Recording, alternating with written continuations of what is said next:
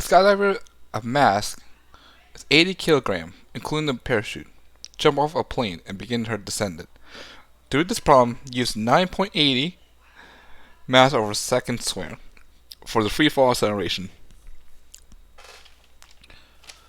At the beginning of her fall, does the skydiver have acceleration? Yes, she does.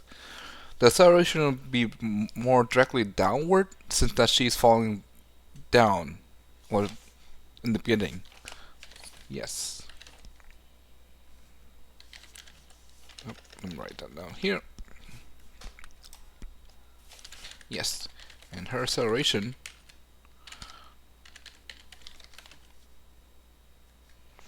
directed downward.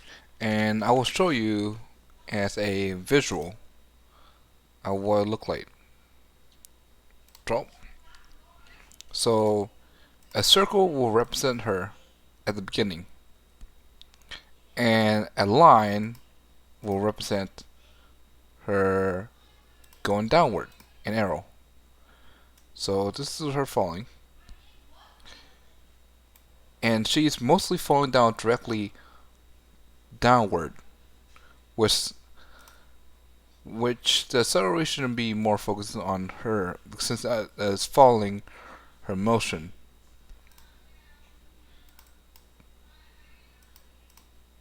More focused on her motion falling down. So yes, she does have acceleration. Part B. At some point during her free fall, the skydiver reached her terminal speed. What is the magnitude of drag force due to the air resistance that act on the skydiver when she reached at the terminal speed? So since that we're looking for the weight of it, and the only way to find weight is by applying to the weight formula, which is W equal mass over gravity, mass over the acceleration, which would be also G. So to do that, we will use 80 as the mass times 9.8 to find our weight. And we pull that out from here, from the beginning of the section. We will get ourselves 784, which represent our weight. But also represent our force drag too. So part C. For an object falling through the high speed of velocity, drag force acting on it due to the sky resistance can be expressed as F force drag equal K times V square, velocity square, where the coefficient of K depends on the shapes of the size of the falling object on the distance of air. For a human body, the numerator value of K is about 0.250 kilograms over mass. Use this volume of K. What is the terminal speed for velocity of terminal of the skydiver? So right now we're looking for velocity. And we're going to use the formula that they give us. Force equal K over velocity square. So force, since they give us force, and we already have force because we found it in our previous question, we use 784 equal K, which they give us, would be 0.250 times velocity square. Remember, we're looking for the velocity.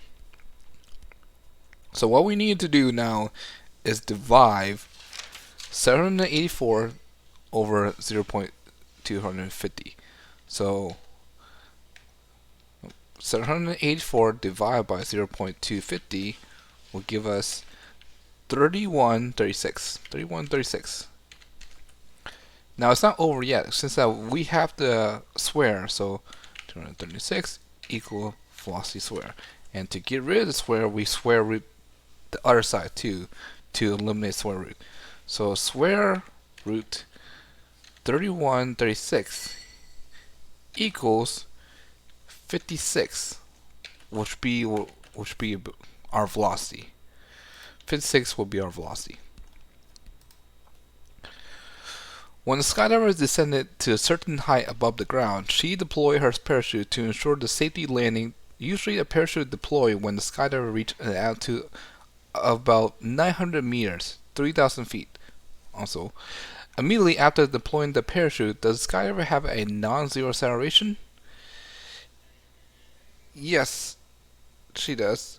The acceleration will change as soon as she deployed the parachute. Will be directly more upward, more focusing on the parachute. So, in a big perspective, I will draw a picture to show how it works.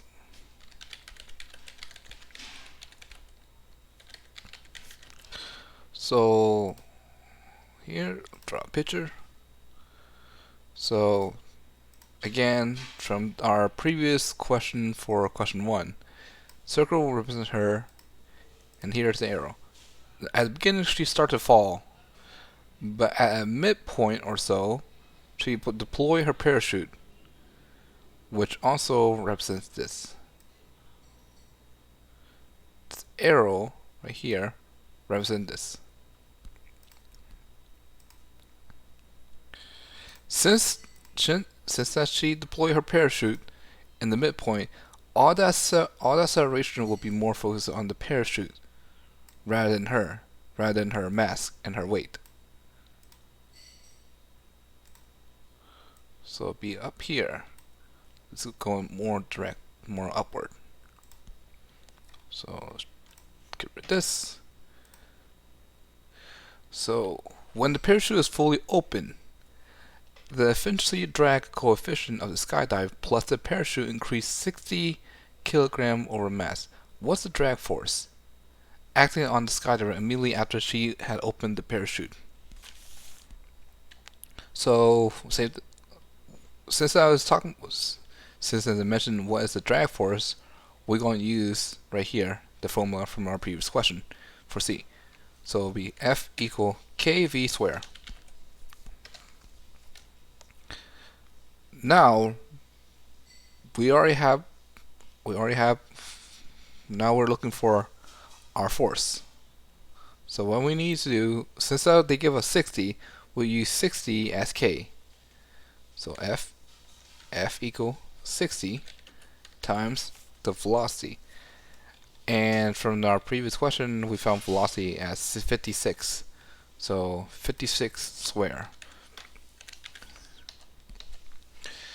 This will give us 1.88, etc. It will be more numbers, but in clear sight, we will put down in a scientific notation, it will be 1.88 10 over the 5 power, or newtons.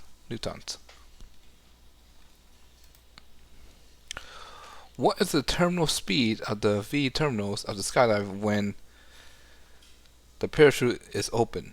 So right now we're going to look for velocity. So we're going to use K V squared from our force formula equals the weight, which is mass over gravity, which we're going to use that since this is also involved that about the skydiver. So K will be 60. From our previous question, they did give us K as the increase of kilogram or mass. 60 times the velocity square equals the mass from our previous what they give us. Skydiver mass will be 80 kilogram, and the problem used for the gravity or free fall acceleration will be 9.80. So 80 times 9.8. So what we need to do now is by dividing 60 to both sides. This will give us 80 times 9.8 over 60. And in that case, 80 times 9.8 divided by 60 will give us 13.6. Put that equal sign here. 13.6.06. But it's not over yet because we still have the square on the velocity. So what we need to do is square root 13.06. So square root 13.06.